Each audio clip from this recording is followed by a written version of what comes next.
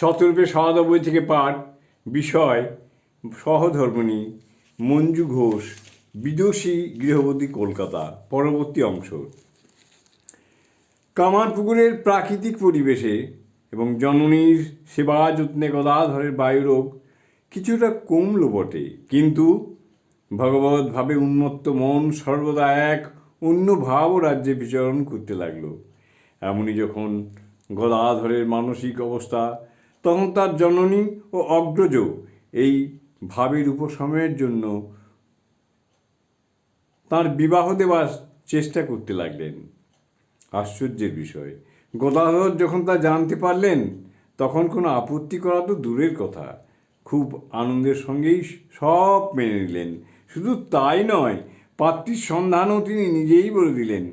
জয়রামবাটির রামচন্দ্র মুখার্জির বাড়িতে দেখোগে, বিয়ের কোণে সেখানে কুটে বাঁধা আছে।